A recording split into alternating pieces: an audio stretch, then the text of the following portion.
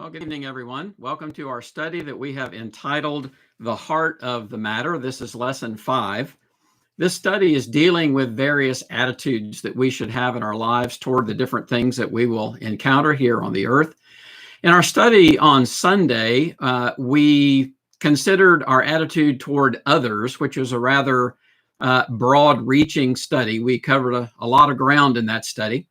Tonight, we're going to turn the study around, and we're going to look at our attitudes toward ourselves.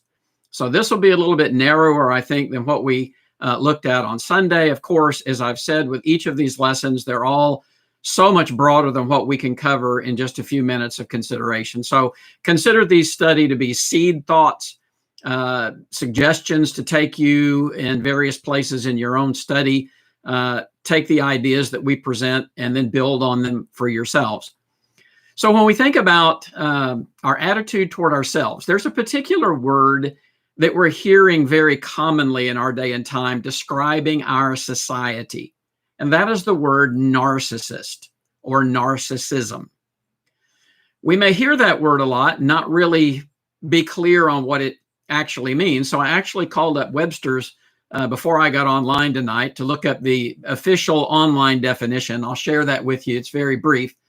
A narcissist is one who is extremely self-centered and has an exaggerated sense of self-importance. A self-centered person in an exaggerated sense of self-importance. Over and against that extreme, we have a passage like Romans chapter 12 and verse 3, where Paul says, "For I say through the grace given to me to everyone who is among you, not to think of himself more highly than he ought to think, but to think soberly." That's the antithesis of being a narcissist. And so what we have to do in our lives, I think, is strike a proper balance between self-concerns and concerns that are directed outwardly. And if we can maintain that balance, we will be healthy. Mentally, we will be healthy spiritually, we'll be healthy in our relationships and life. So let's pursue this idea a little bit more. Hopefully you have your lesson sheets in front of you, which I had mailed out earlier in the week. Point number 1 on the front page of our lesson sheet, I'm here talking about instinctive selfishness. And what I mean by that is that we all come into the world with a very powerful sense of self-concern. That is, we are infants. We do not have an ability to do for ourselves or provide for ourselves or care for ourselves. And so in that helpless condition, God has so arranged things that a baby is completely self-centered and focused on what it needs. They are programmed to loudly and insistently broadcast their needs so that mom and dad jump to provide for whatever the baby is needing. Anytime, night or day, sleep, no sleep, makes no difference to the baby. I need it now, I need it from you. And this is what an infant is. And this is what early parenthood is, unfortunately. What should ideally happen, however, in the maturing process is that an infant should move away from that sense of self-centeredness and become more aware as they grow and develop of a broader world around them. If this change does not occur in the life of a young person and they grow up with the same kind of self-centeredness they had as an infant, then that life will never, first of all, be fulfilled in terms of its needs here on earth. But secondly, it will never fulfill God's purposes for it. Because we don't have to read very long into the New Testament to see that God would have us to focus outwardly, to moderate our self-interest and then turn our focus outward toward others. And in so doing, we will find ourselves in proper balance. So let's also talk for a moment about legitimate personal needs, things that are normal for us to attend to in our own lives. Because this world is on some level one of survival, we need to eat every day. We need to be sheltered. We need to be clothed. Those are just some of the basics. But there are so many things that we need on a day in, day out basis. And this demands a great deal from us. Just surviving in this world. Now, in the United States, we obviously have a lot of conveniences, a lot of necessities that are supplied to us fairly conveniently, fairly easily. And so we're not entirely in the place of earlier man where eking out a living would have been much more difficult for us. And so what we must do is expend a great amount of energy in the course of a day, as well as focus on our rest and to recover ourselves for the following day. And these are legitimate interests that we have in our own well-being. There are other activities of self-interest that we could also cite. These would be normal and permissible within reason, time that we spend with friends and family and whatnot. But there is certainly a sense in which part of our lives are to be devoted to our self-interest or our personal needs. But there's also another level of that personal need that turns outwardly. And that is, it's our need to be valued properly by others. We'll talk in a few moments about improperly being valued in the eyes of others. But there is a legitimate sense of being valuable to other people.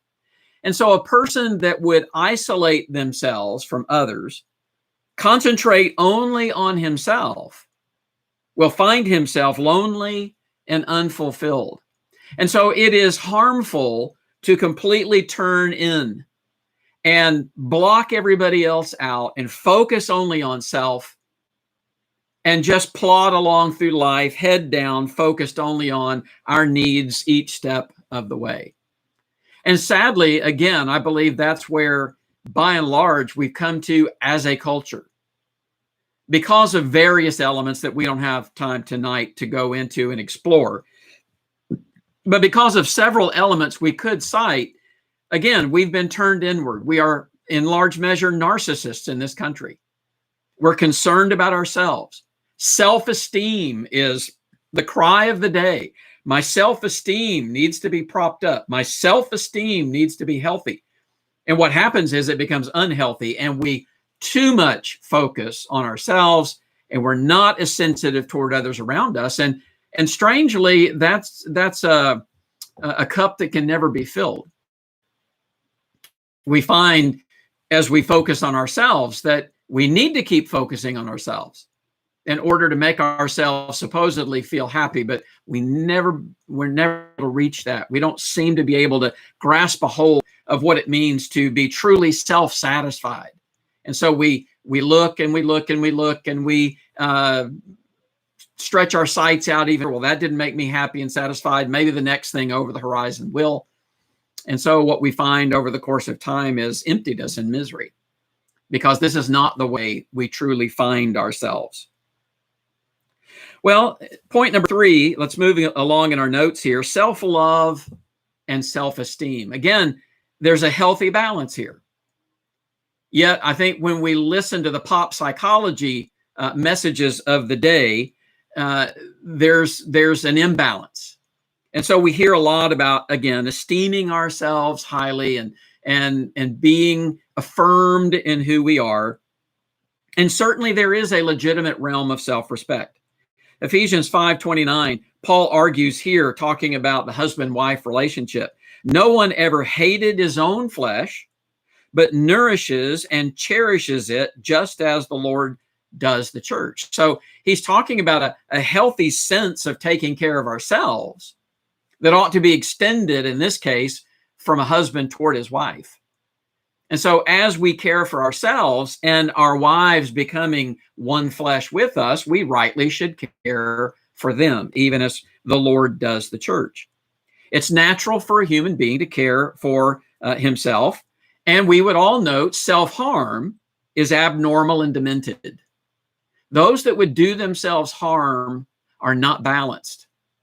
They are damaged in some way, psychologically, spiritually, however you want to describe that. But those that would inflict harm upon themselves are not acting normally. It is normal to take care of oneself within reason and balance. But also note that another element here of proper love for ourselves becomes the basis of this treatment toward others, as in the case of Ephesians 5:29. Look also in Mark 12:31.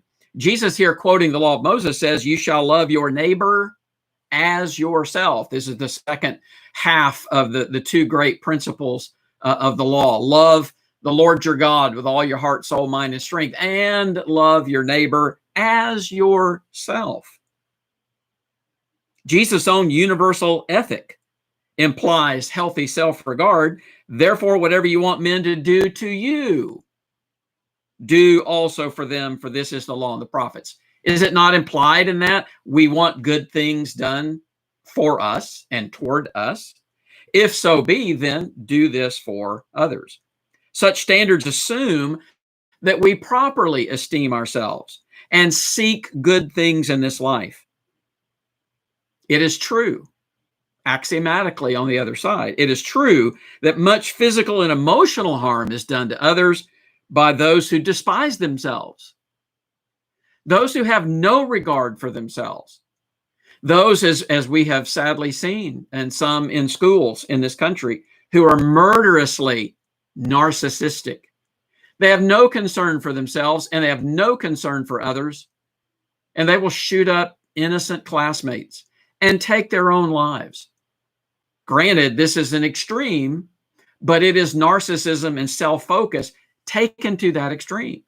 We ought not to even be going down that road, though we acknowledge that a certain amount and a certain degree of self-interest is good and right and proper. So those with a proper self-image will have healthy relationships with others. If you view yourself properly, you will then find it easier to view others properly. You will also find in that frame of mind that you will seek a relationship with God that itself is healthy and vibrant. To love oneself as a creature of God, within that balance, within that proper view, as a creature of God, wondrously made in his image, recognizing our worth and value because of who God is and that he has made us, that is not improper. That kind of self-esteem, if you will, I don't even like to use that term, but that proper view of ourselves is healthy and good and balanced. But it begins with our view of ourselves before God. It begins then with keeping ourselves in the right perspective. And as we talked about on Sunday, focusing properly on the lives of those around us. So in these first three major points in our notes, there is such a thing as proper self-evaluation and self-care.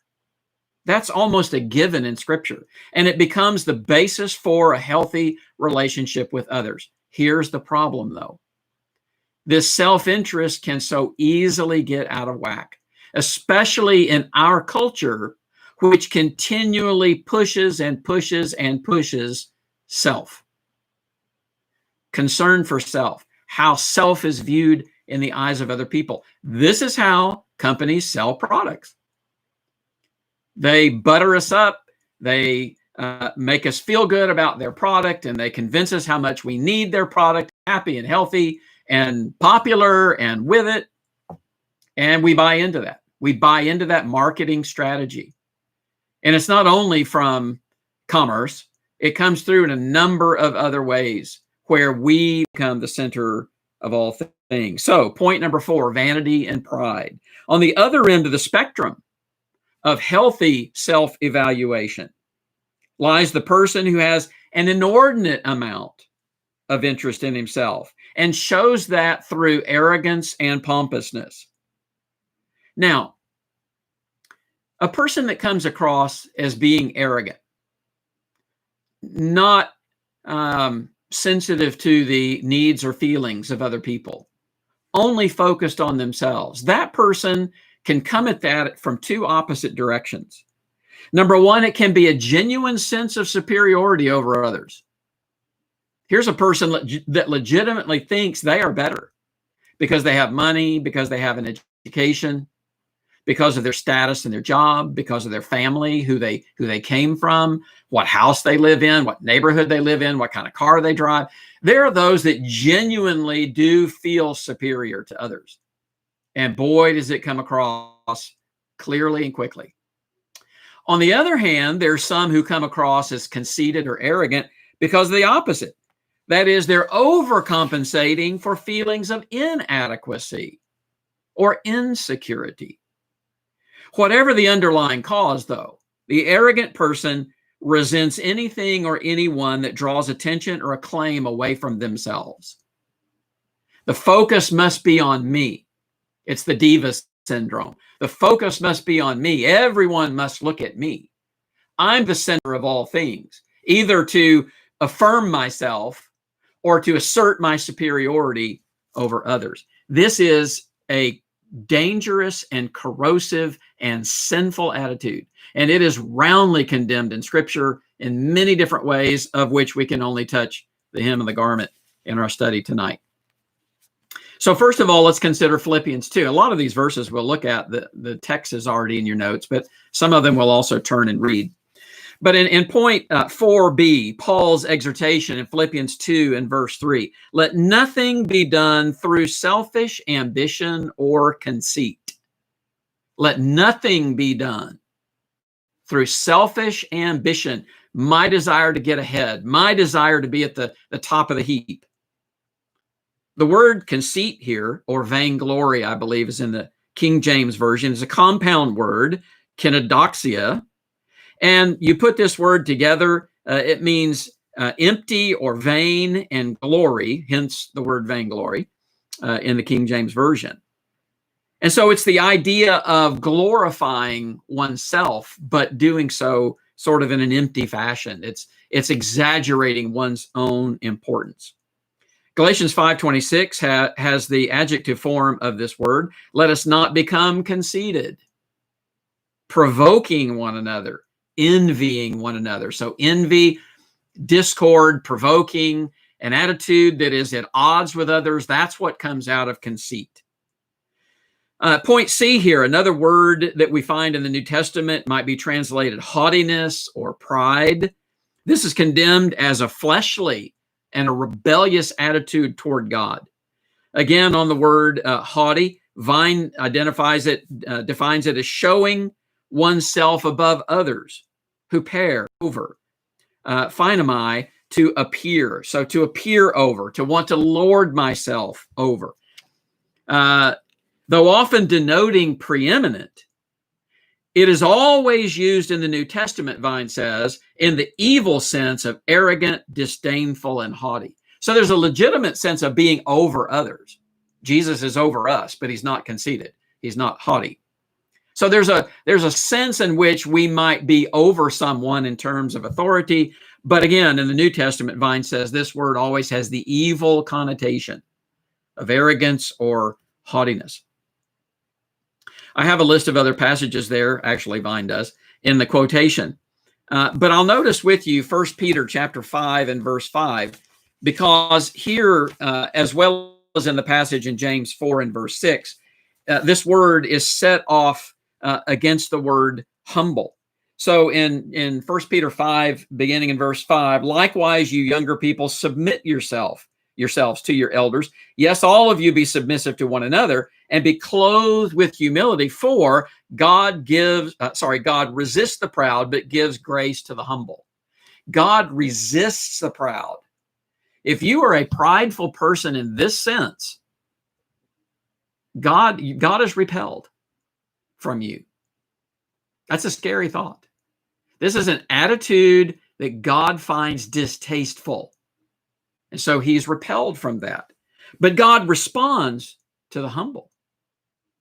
Those that recognize their true place before God and their true importance and their true value and are thus humbled by that, God gives them grace. God will supply what they need. God seeks them out to be in a relationship with them. Further, under point D, another word would be translated lifted up with pride in the King James, or in the New King James in 1 Timothy 3:6 and 6:4, the idea of being puffed up with pride, puffed up. So this particular word is used here as distinguished from the second word under point D here. But this word means to wrap in smoke. It's an interesting etymology. Wrapped in smoke. The idea here is to have one's vision obscured by self-importance. In other words, you're in a fog. And if you've ever been in what is called pea soup fog, you can't see a thing. I played golf in that kind of weather quite a lot in my earlier life, and you can't see the fairway where you're trying to hit your golf ball. And if you do go ahead and tee off, your ball just disappears into the mist, and then you got to go find it somewhere. This is being so completely enshrouded in self that you can't see clearly. You don't have any perspective on things around you. Wrapped up in smoke. That's a good visual image. There's another word, though, that's translated puffed up. And I have a number of references here in 1 Corinthians. If you look at that 1 Corinthians 4 passage, if you couldn't figure that out, it should be 4:6 instead of 4:16. I apologize for that. But this is where Paul repeatedly says to the Corinthians, you're puffed up. You're puffed up. You're too full of yourselves. You're too filled with your self-importance. And this idea is to inflate as with a bellows. Okay, so you're going to blow the bellows on the fire and get it going, or maybe the accordion, or the bagpipes. You're expanding the bellows. Well, that's the idea of puffed up here. You're swelled up. We say swelled up with pride sometimes. You're inflated. You're self-inflated. And so Paul rebukes this over and over and over in the Corinthians, because it was the root of so much of the troubles that he had to address, especially in 1 Corinthians. So again, this is just a brief word study, and I would challenge you to pursue some of these on your own in a Vines or in a Strong's Concordance. If you have a good online Bible study program, you can find help with each of these words. But it's interesting that there are several of them in the New Testament describing this overinflated sense of self-importance. These words all describe attitudes that exceed normal self-interest. Such attitudes are not merely self-centered, but interfere with the legitimate concern we should have for others. This is why they end up being so bad. Not only are we blocked off from God because he resists the proud, but we'll never find our true relation with other people. We'll never find our true sense of satisfaction in serving them, helping them, being in good, healthy relationships with them, because this person can't do that. This person that is arrogant and conceited and puffed up, haughty, this is a person that repels other people. Not just God, they repel other people. This is the kind of person you don't want to be around. It's not pleasant. It's all about them. And oftentimes you can't do anything right because they've got to have the last word. You ever been around that kind of person where everything you say, they negate it? Oh, no, it's not that, it's this. And they're constantly editing your words. They're constantly saying, no, it's not that, it's this. And oftentimes they'll repeat what you just said, but they do it in their own words to sound superior. Let me tell you, that kind of person is not attractive to be with. They do not draw people to themselves. Others may tolerate them. But people just won't be close to someone like that. And so ultimately you're cutting yourself off, thinking that in your arrogance, you're going to draw people to you or impress people, but it actually does exactly the opposite. So point number 5, keeping self in perspective. So back to Philippians chapter 2, Paul says, look out not only for your own interest, but also for the interests of others. Not only for your own interest. It's not wrong to look out for your own interest. We all do that every day.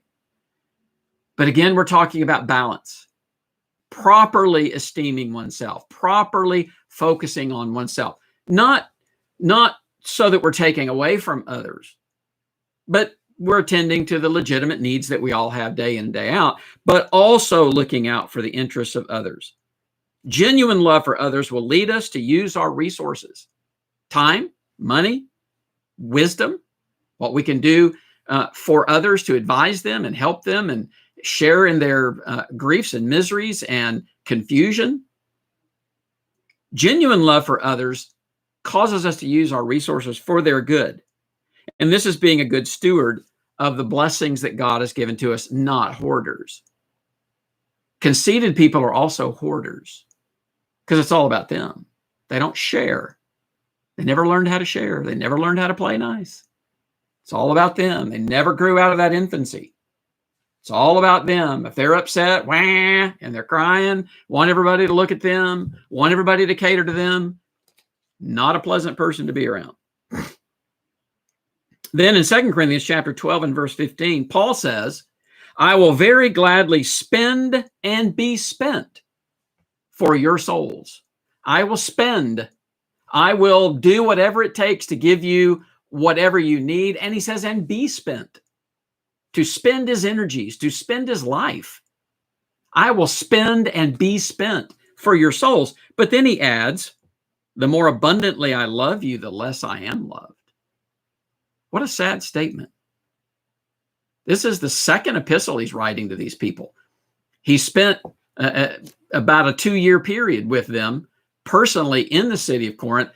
Now, with all of the emotional and spiritual energy he's expended upon them and writing them the first epistle that he worried so much about how they would receive it, and then in troubled in spirit, leaving Ephesus and going to try to search for Titus and for some news of how the Corinthians had received the first epistle. And then he gets good news from Titus, but not everything is completely resolved. So he writes a second epistle, all of his investment in them. And he says, though the more I love you, the less I'm loved.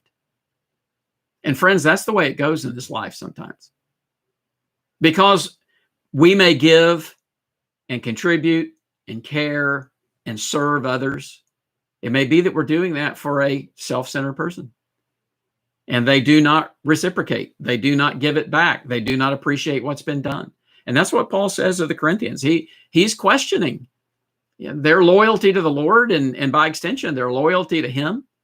And they're consumed and they're infighting. And he's worried about them. And he says, but you don't seem to appreciate me with all that I've done. Now, it's not Paul's nature to boast. We see that back in chapters 11 and 12 of 2 Corinthians. But he will shoot a little zinger in there every once in a while, like he does here. He's very reluctant to boast in anything. So that's why he says back in 11 and 12, I'll boast in my infirmities. But here he just kind of gives them a little jab. I love you and I spend and I'm spent for you, but you seem to love me less the more I do for you. And obviously Jesus himself wasn't appreciated much by the multitudes, though he gave ultimately himself, his life for others. So what's the motivation then for subordinating our needs and our self-interest for the sake of others? What's the motivation for that? It's not because we're always going to be appreciated by those people for doing that. Rather, it's the nature of God.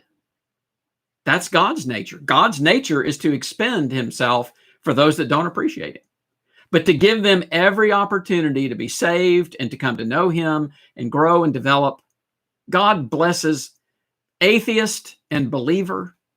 God blesses the people in this world that have no regard for him whatsoever. As Jesus says, it rains on the just and the unjust. But this is God's nature. This is God's nature. And we're striving to take on that nature ourselves.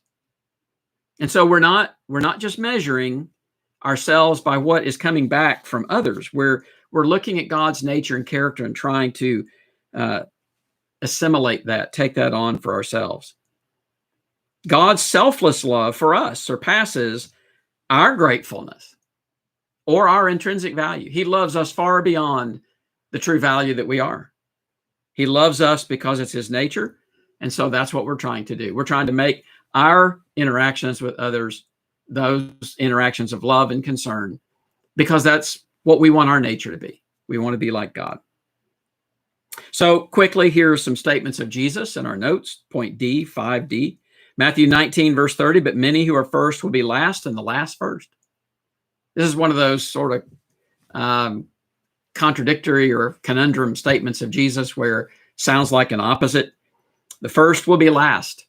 Those that strive to be at the top of the heap, top of the hill first, honored by everyone, served by everyone, that's the person really that's going to end up last.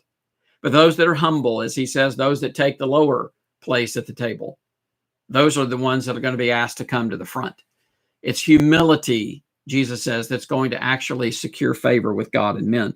Matthew 20 and verse 27, whoever desires to be first among you, let him be your slave.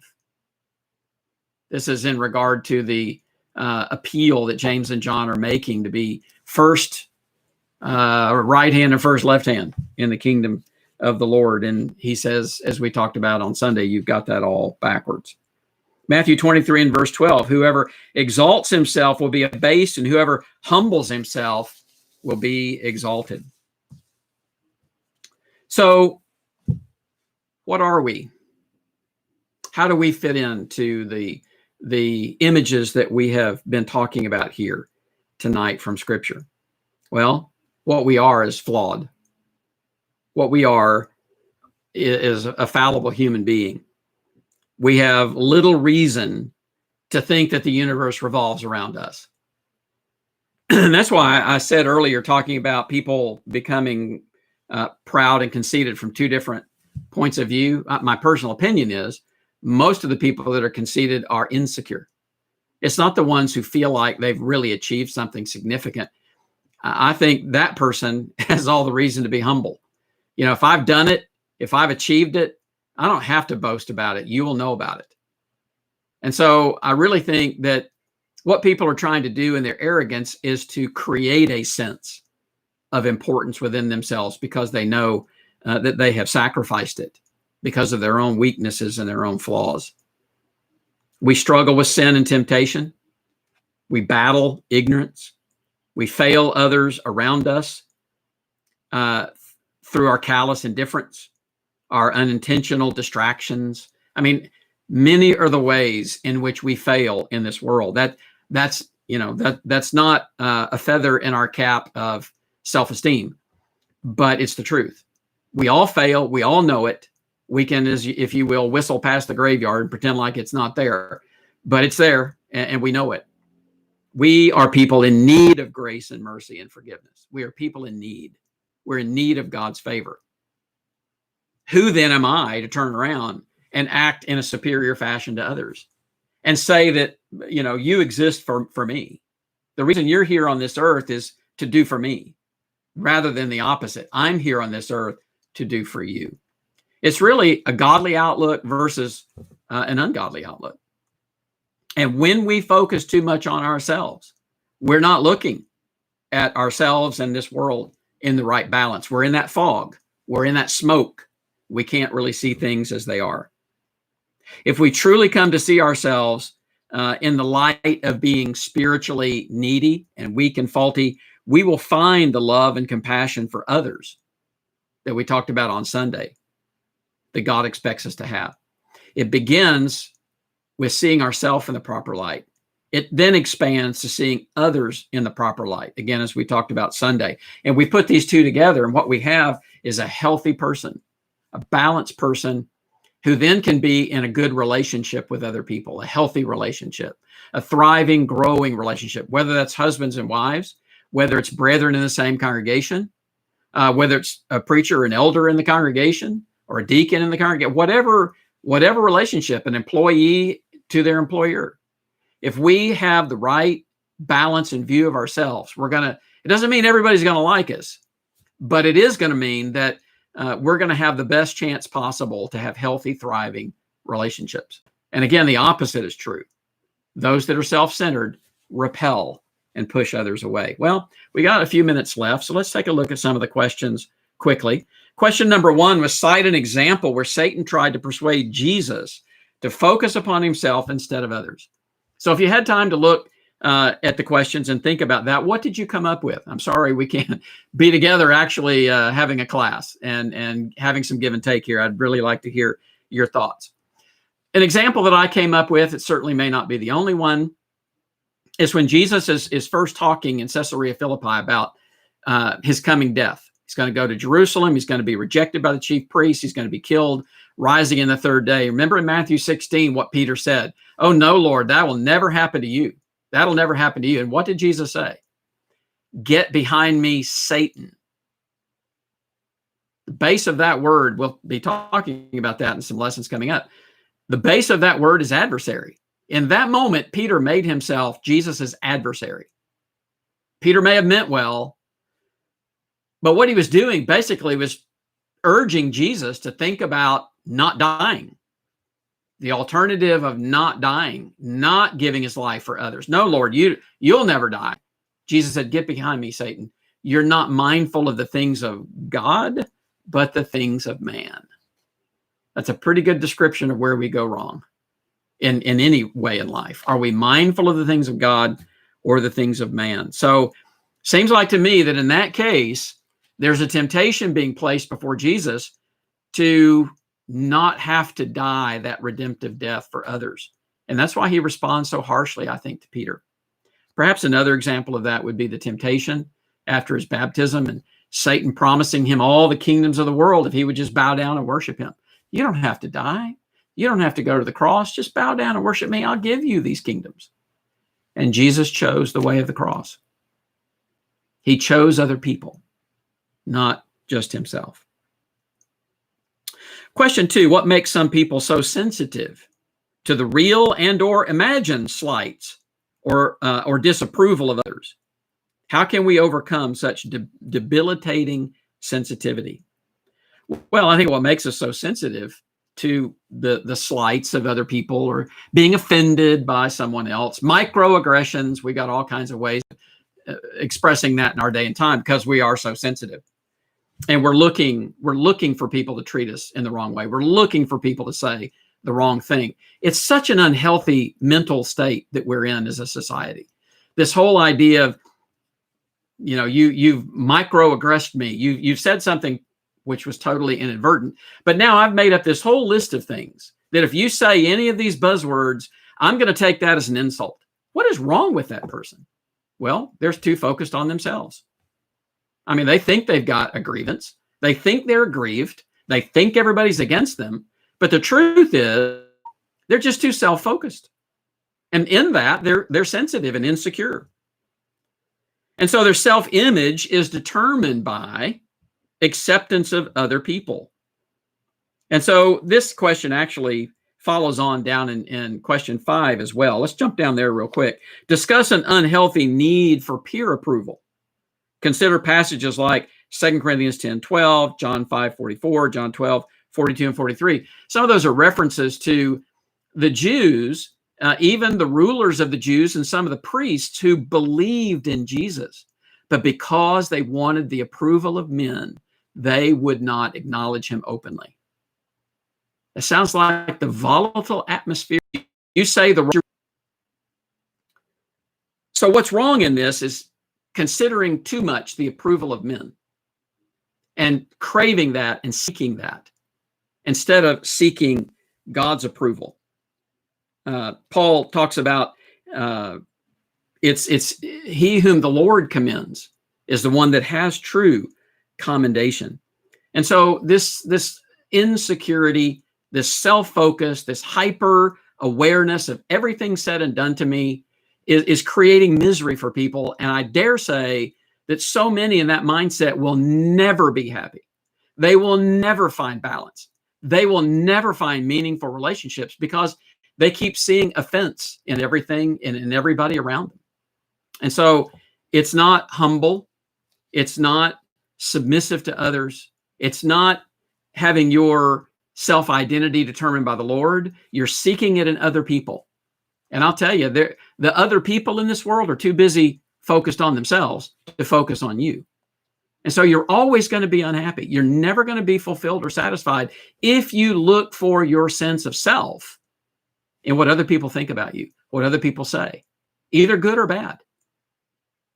Narcissism, too focused on self. So I asked you in question 3, just evaluate your own daily routine and identify how much time you have in the course of your day or week to serve other people. The point of this question is, if we just leave it to, well, whenever the opportunity presents itself, or when I get around to it, or yeah, I know I need to do maybe more than I'm doing, but you never actually analyze when you're going to do that. It's just so easy for our schedules to push that out. And we find that we might go weeks and weeks and weeks and weeks and weeks, and we really haven't done anything for anyone. We're really not focused outwardly. We're focused too much inwardly. I'm tired from work. I want to be comfortable. I'm in. I don't want to go back out tonight. I don't want to have to do so-and-so. And so I think we're seeing that in many different ways in society, that people are so self-centered that they're just not really willing to do for others. Just anecdotally, one thing I've noticed through the years, and I've not done a lot of funerals in the years that I've been here at Centerville. We're a young congregation. I've done a couple elsewhere that I've been asked to go do. But one thing I've noticed in funerals over the last, 20 to 30 years maybe, is that funerals generally aren't well attended. This is the last focus on this person's life, an opportunity to comfort the family in their loss. Generally speaking, in my experience, funerals are not attended well. And I think some of that, at least, is due to the self-centeredness of our society. I just can't be bothered. I'm busy. I got other things to do. And we don't really maybe stop and think about the needs of someone else. They need someone there to help them through that final and terrible rite of passage, if you will, the loved one's passage away from the world, and trying to understand that moment and deal with that moment and help support someone in that moment. That's just an anecdote, but this may show itself again in many other ways in our lives. And then let's end it with question 6. What would you say to someone who hesitated to obey the gospel because they didn't feel worthy of the sacrifice of Jesus? Well, the first thing I would do is agree with them. You're not worthy of the sacrifice of Jesus. Neither am I. Neither is anybody. It isn't a question of worthiness. You see, the person is already thinking in the wrong direction. They're thinking of themselves. I'm not worthy. And it sounds humble, but really it's not. This is kind of a cloaked statement. In fact, I generally think the people that say it don't really mean it. It sounds better to reject Jesus by saying, oh, I'm not worthy of Jesus, than to say, I don't really care. My interests in life are over here. That's a crude thing to say.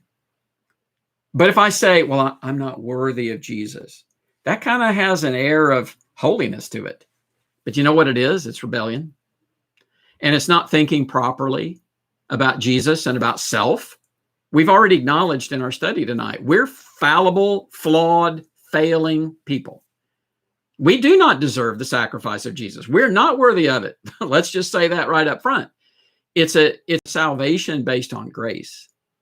It's based on mercy. It's based on God. It isn't based on my value or worth. I'm not worth the life Jesus gave for me. But that's not the basis of salvation. And this is something hard for us to wrap our minds around, because so much of our way of thinking in our culture is value and worth and earning and deserving and meriting things. But the person that says I'm not worthy of that sacrifice for me is absolutely right. So then we might have to back up and say, wait a minute, let's talk about the concept of grace. Let's talk about the fact that salvation is ours not because we've earned it. It cannot be earned. This is why the gospel is good news. This is why it's such a great thing, what Jesus did for us. He made possible for us what we could never earn or we would never deserve. So that's the lesson for tonight. I hope there's been something helpful to you in this. Many other things we could have said, but maybe these things will, again, lay a foundation for your further thought and study. I hope so. Thank you for joining us tonight, and continue to have a good rainy Wednesday night here in Northern Virginia.